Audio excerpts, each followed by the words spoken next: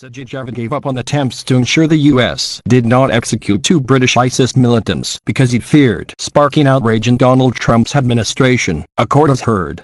Al-Shafri al-Sheikh and Alpson Dakoti, who are allegedly members of a cell known as the Beatles who killed a series of British and American hostages in Syria, have been the subject of a legal dispute between the US and UK since being captured in January. Earlier this year, a leaked letter showed that Mr. Javid had agreed to hand evidence on the pair to American authorities for a federal prosecution, but without assurances that the death penalty would not be used. Al-Sheikh's mother, Mehal Al-Jazli, is attempting to launch a judicial review over the decision and claims it is unlawful. Her lawyers told the Lord Chief Justice, Lord Burnett, and Mr. Justice Carnum that the unprecedented and unjustified move was taken against advice from government departments and precedent. Edward Fitzgerald QC said it was influenced by the anticipated outrage of members of the Trump administration if the UK asked for assurances that the pair would not face the death penalty. Mr. Javid wrongly exposed the suspects to the very real risk of an inhuman punishment, he told the Administrative Court in London. This country should not facilitate the imposition in another country of a punishment which we ourselves recognize as inhuman and unlawful. He took those steps in large part because of the anticipated outrage of certain political appointees in the Trump administration if the UK insisted on death penalty assurances. We submit that the anticipated outrage of those U.S. officials was not a proper consideration as a matter of law. The court heard that the U.S. first made a request for mutual legal assistance MLA on Dakoti and al-Sheikh in June 2015, when the then Home Secretary Theresa May said material would not be handed over without assurances against the death penalty. In response, the U.S. Department of Justice offered partial assurances that it would not make direct use of the evidence in its case, but the British government did not change its position. Mr. Fitzgerald said it remained consistent even after Donald Trump was sworn in as president, and the Home Office was still demanding full assurances against the death penalty in August 2017. After al-Sheikh and Dakoti were detained in Syria in January, the Crown Prosecution Service reviewed the 600 witness statements gathered by the Metropolitan Police but concluded that there was insufficient evidence to prosecute them in Britain.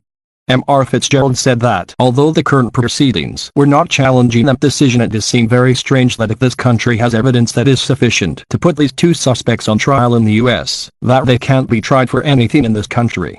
He said that March Amber Rudd met the U.S. Attorney General Jeff Sessions, who requested the UK put the suspects on trial itself and expressed a favorable view of Guantanamo if they had to be handled by the U.S. Then in April, the Security Minister Ben Wallace held talks with the U.S. Department of Justice where the court heard he was informed of the opposition of senior members of the administration to a federal trial and strong voices arguing for Guantanamo. Later that month, Ms. Rudd resigned as Home Secretary and was replaced by Javid, who discussed the case with Mr. Sessions by phone. The U.S. Attorney General said he did not want his hands tied by UK demands and insisted that the death penalty should not be an issue, Mr. Fitzgerald said.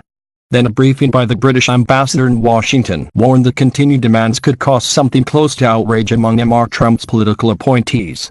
Mr. Fitzgerald said there were fears that they would wind up the president and he will hold a grudge that could damage bilateral relations. Government departments continued recommending that the UK demanded full assurances against the death penalty, which the US has complied with in other cases, but on May 24 there was an about turn where Mr. Wallace stated his position to ask for nothing. Mr. Fitzgerald said that in a meeting with Mr. Sessions on May 30, Mr. Javid assessed that if he asked for assurances, whether full or partial, it was likely to provoke outrage. We submit that about turn was both unreasonable and unlawful, he added, accusing the government of washing its hands. Effectively he gave up. Mr. Javid didn't even try, he made no attempt to ask for assurances at all. We submit that was an unworthy capitulation. The Home Secretary informed Boris Johnson of the change in June, claiming that significant attempts had been made and that the dropping of assurances would mitigate the risk of Dakoti and al-Sheikh being detained in Guantanamo. In a letter, Mr. Javid noted the risk of key U.S. political appointees reacting with outrage. In his reply, Mr. Johnson said there was also American dissatisfaction with the UK's perceived unwillingness to pursue a prosecution, while at the same time seeking to dictate terms to the U.S. The then Foreign Secretary backed the transfer of evidence but warned that it could reduce the UK's global moral authority on the death penalty, while providing fodder for radicalizers. On June 22, Mr. Javid communicated the decision to Mr. Sessions to provide material without assurances. The decision was an unprecedented and unjust, Mr. Fitzgerald told the court. It wrongly exposed the suspect to the serious risk of execution, and moreover such execution is likely to follow. He argued that the Home Secretary also violated the Data Protection Act and failed to consider the long periods spent on death row in the U.S. and evidence of extreme pain caused by lethal injection. The Home Office announced a temporary pause of the MLA after Al-Sheik's mother launched legal action, but evidence will continue to be transferred if it fails. M.R. Fitzgerald said the case was not so much about the rights of Al-Sheik but about the government being held to its own previous policy and the rule of law. The claimant, his mother, has not come before this court to excuse the appalling acts with which her son has been linked, if those acts are proved against him, and has not come to oppose that if he is convicted he is appropriately punished, he added. Her concern is the death penalty, and she asks that the government should be held to its general policy and invariable practice of seeking death penalty assurances before providing evidence pursuant to the MLA Treaty. Families of the hostages murdered by the ISIS beetles have said they want Qadi al-Sheik put on trial but not executed, as have their surviving victims. M.R. Javed has faced criticism from all parties over his decision, which was branded extraordinary and a dramatic change of policy by the former reviewer of anti-terror legislation, Lord Carlisle. Qadi al-Sheik, who were raised in the UK, remained detained by Kurdish forces in Syria and had been stripped of their British citizenship.